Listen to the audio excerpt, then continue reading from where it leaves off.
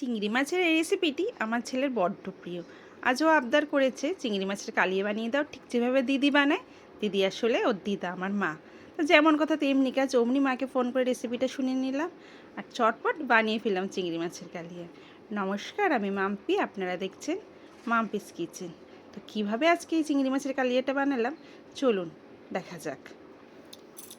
প্রথমেই একটি নারকেল আমি নিয়ে নিয়েছি। নারকেলটা ফাটিয়ে এটা জল বের করে আমি নারকেলটা ভালো করে কুড়িয়ে নেব। যেহেতু কালিয়াতে নারকেল লাগবে তাই নারকেলটা আমি আগের থেকে রেডি করে নিচ্ছি। নারকেলটা খুব ভালোভাবে কুড়িয়ে নেব। এইভাবে কুড়িয়ে নারকেলের দুধটা বেশ ভালো পাওয়া যায়। আবার অনেক ক্ষেত্রে নারকেলগুলো ছোটো ছোটো করে কেটে মিক্সিতে ব্লেন্ড করে নিলেও হয়, কিন্তু আমার এটাতেই বেশি সুবিধা। আমার মনে হয় আপনারা একটা করবেন, এটা তো বেশি সুবিধেই হবে।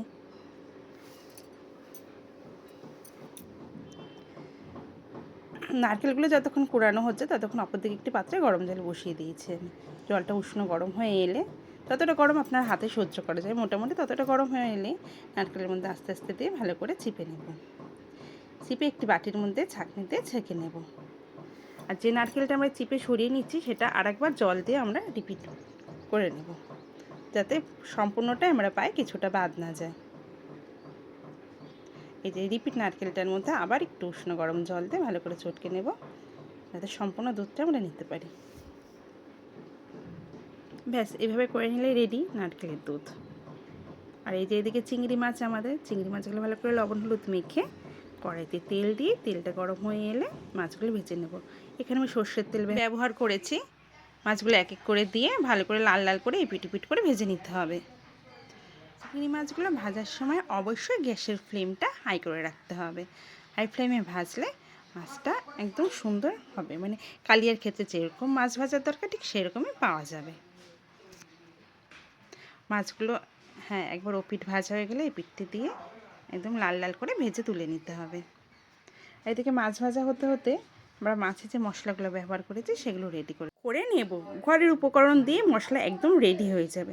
এখানে ব্যবহার করেছি খুব সামান্য আদা, কাজু, কিশমিশ, বড় পেঁয়াজের 4 ভাগের 1 ভাগ পেঁয়াজ, 2টো রসুনের কোয়া, শুকনো লঙ্কা, আর যে টমেটোটা দেখছেন এটা অর্ধেকটা দিয়েছি। ব্যাস ভালো করে পেস্ট করে নিলে রেডি আমাদের মশলাটা। এখানে আমি 4 থেকে 5টা কাজু ইউজ করেছি, 7টা কিশমিশ ইউজ করেছি। মশলাটা একদম গ্যাসের ফ্লেম কমিয়ে ঢেকে ঢেকে কষিয়ে নিতে হবে যতক্ষণ অবধি মশলার থেকে তেল না ছেড়ে দেয়। আর মশলাটার মধ্যে সামান্য একটু হলুদ আর একটু লবণ দিতে হবে স্বাদ মতো, দিয়ে ভালো করে কষতে হবে। ঢেকে ঢেকে কষলে খুব ভালো গন্ধটাও আসে আর রঙটাও খুব সুন্দর থাকে। দেখুন একদম তেল যখন ছেড়ে দিয়েছে মশলা থেকে, তখন নারকেলের দুধটা যে আমরা রেডি করে রেখেছিলাম সেই দুধটা দিয়ে দেবো। সেম এই দুধটা দিয়েও প্রথমে হাই ফ্লেমে রাখবো। দুধটা যখন ফুটে আসবে সেম এটাও ঢেকে ঢেকে কষতে হবে যতক্ষণ না অবধি নারকেলের দুধটি না বেরিয়ে আসে, ততক্ষণ অবধি আমাদের এই ঝোলটা কষতেই থাকতে হবে।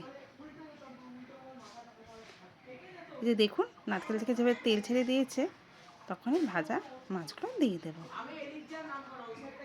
ভাজা মাছগুলো দিয়ে একটু ভালো করে ফুটিয়ে নিতে হবে। যখন সম্পূর্ণ নারকেল থেকে তেল ছেড়ে দেবে ঠিক সেই সময় কয়েকটা চেরা কাঁচা লঙ্কা দিয়ে দেব, দিয়ে একটু ঢেকে রাখবো। তাহলে রেডি হয়ে যাবে আমাদের মাছের কালিয়া। কিন্তু একদম এখনও রেডি হয়নি, অনেকটাই হয়ে এসেছে। এখন 1 চামচ গরম মশলা আর 1 চামচ ঘি দিয়ে একটু ঢাকা দিয়ে রাখবো, তাহলে এই গন্ধটা আরও বেশি এনহ্যান্স হয়। চাইলে আপনার সাথে সাথে ইউজ করতে পারেন, না চাইলে তুমি ঢেকে রাখতে পারেন। তাহলে একদম রেডি আমাদের গরম গরম মাছের কালিয়া। যদি ভিডিওটি ভালো লেগে থাকে তাহলে অবশ্যই লাইক করবেন আর চ্যানেলটি সাবস্ক্রাইব করবেন। এবার দেখা যাক যে যার জন্য বানানো তার কেমন লাগলো। আপনারাও যদি এইভাবে বাড়িতে কালিয়া বানান তাহলে অবশ্যই কিন্তু জানাবেন।